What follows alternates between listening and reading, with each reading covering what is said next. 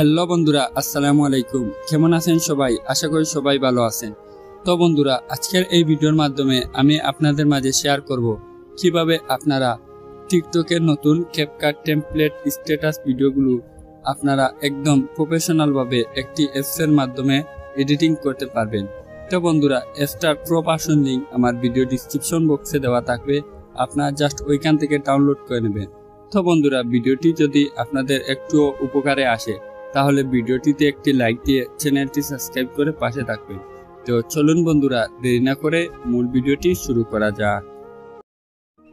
তো বন্ধুরা, প্রথমে আপনারা আপনাদের ফোনের প্লে স্টোর অ্যাপসটি ওপেন করে নেবেন। তো বন্ধুরা, আমি আমার ফোনের প্লে স্টোর অ্যাপসটি ওপেন করে নিলাম। তো তারপর সার্চ অপশনে ক্লিক করব। তো সার্চে লিখব VFLY লিখে সার্চ করে দেব। তো তারপর এই অ্যাপসটা শো হবে। তো সেটা আপনারা ইনস্টল করে নেবেন।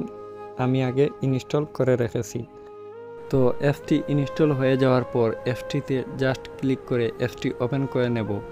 তো অ্যাপসটি ওপেন হয়ে যাওয়ার পর আপনাদের সামনে টিকটকের যতগুলা ট্রেন্ডিং টেমপ্লেট রয়েছে সেগুলা আপনাদের সামনে শো করবে। তো বন্ধুরা, আপনাদের যে টেমপ্লেটটি পছন্দ হবে তো সেটার উপরে আপনারা ক্লিক করে দেবেন।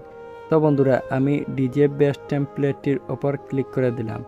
তো তারপর বন্ধুরা, আপনারা দেখতে পাচ্ছেন প্লাস আইকন, তো সেটার উপরে ক্লিক করে দেবেন। তো প্লাস আইকনে ক্লিক করে দেওয়ার পর বন্ধুরা, আপনাদের গ্যালারি থেকে 6টি ফটো সিলেক্ট করতে হবে।